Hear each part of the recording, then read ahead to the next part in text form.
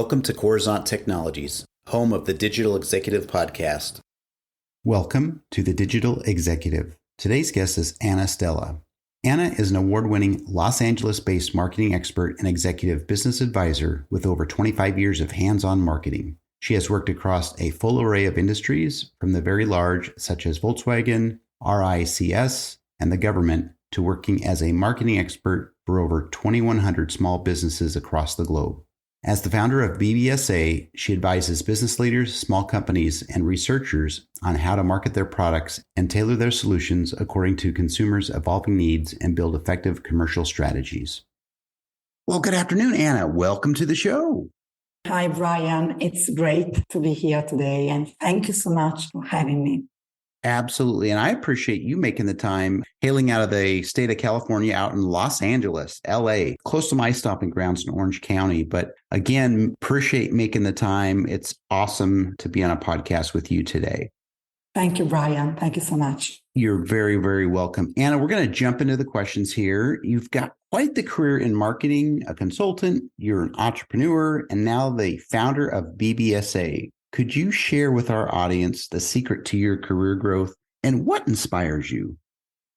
So if it comes down to one word, Brian, I would probably use the word passion. I love being around the passionate people, as they are always contagious to me, and they help me get my creativity going as well. And it's a fun thing because they can come from all walks of life. So not just famous entrepreneurs, celebrities, or artists. In my line of work, every single day, I get to meet dozens of successful entrepreneurs that want to grow the businesses. More often than not, they are not at the first rodeo and they are very business savvy. But I recently had the pleasure of meeting a passionate young entrepreneur who was talking about his latest projects in detail. And it made it so exciting that I couldn't help but feel inspired and ready to take on the world with him. So it's really amazing, in my perspective, how someone's passion for something can rub off on you and ignite your own passion within. You asked me about inspiration. So talking about inspiration, coming from an artistic family, also I'm grateful for my friends and family who are living their dreams in a completely different ways than I am. Seeing them strive to be their best selves is inspiring to me and is motivating me to do the same. So Brian, in a nutshell, I believe that surrounding myself with passionate people helps stay motivated and driven towards your dreams. And it's also a reminder that anything is possible if you are willing to put the work and stay dedicated. Thank you, Anna. That's awesome. I appreciate that. You're absolutely right. They say, attitude is contagious, or the energy or passion from others gets you excited. So I love that. Love that you're got your energy and your inspiration from the people you work with, and that's awesome. Anna, we're going to switch gears a little bit. You've helped some of the largest global brands and smaller startups with their marketing strategies. With the recent proliferation of AI, like ChatGPT, in all industries, where will marketing be in 5 years? Well, AI marketing and AI, it's a match made in heaven, in my perspective. So in 5 years, AI will be everywhere. Maybe it will also have its own name too. As we have seen for e-marketing and digital marketing, maybe we will call it AI marketing. So marketing is one of the areas of business operations where AI will drive total change. We know that, and frankly, it was about time. There is a recent McKinsey study that showed that marketing, along with sales, is the single business function where AI will have the most financial impact. So basically, Brian, if you are a marketer and you're not using AI, you're already dead. In other words, AI won't replace you. if you let it help you now. And again, in a way, AI, it's also old news.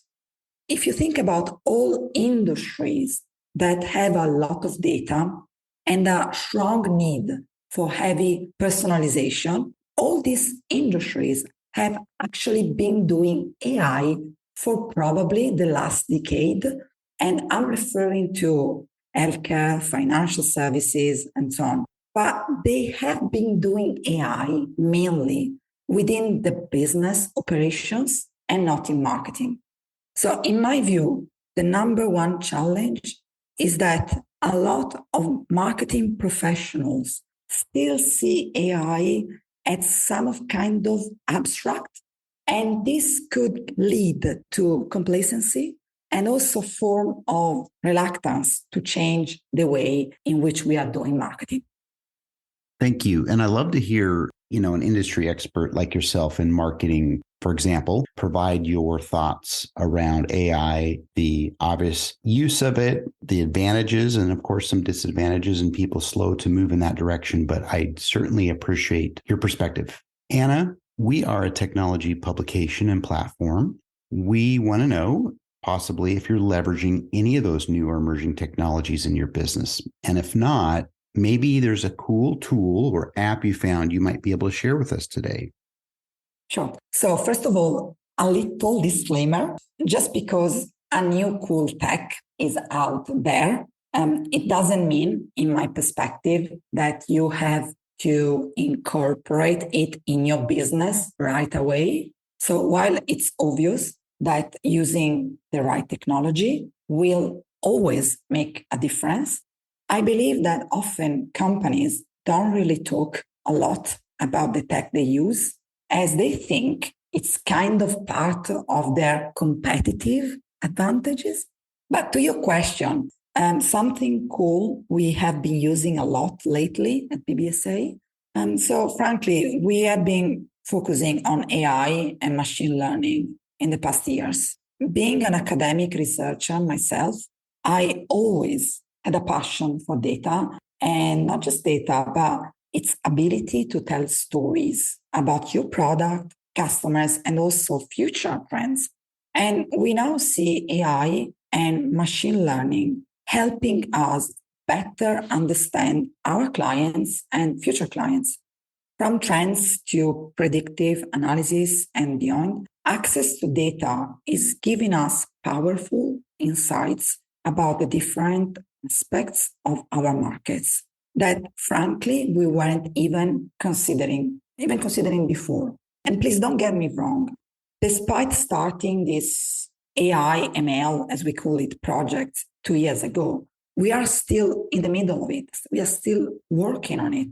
However, I do believe that if you want to stay competitive, there is a lot of potential in using AI, ML to identify patterns, as this can really help you make better decisions and also, above all, help you change faster product and services over time so that it can meet the evolving customers' needs. Thank you. And again, appreciate your perspective on AI and ML technologies today. Certainly appreciate that. We don't always get to hear the perspectives of other founders, executives, entrepreneurs that may not be technologists. So we appreciate that, Anna, very much so. Anna, last question of the day here. Can you share something from your career experience that would be helpful for those listening to grow their career in marketing or entrepreneurship? Well, as we are talking to techies and a very tech audience, probably my best tip would be to shift your mindset from becoming product obsessed to customer obsessed. Product feature come and go, but it's the thinking from the customer's perspective that will keep you in business and make you run profitable and sustainable company, in my view.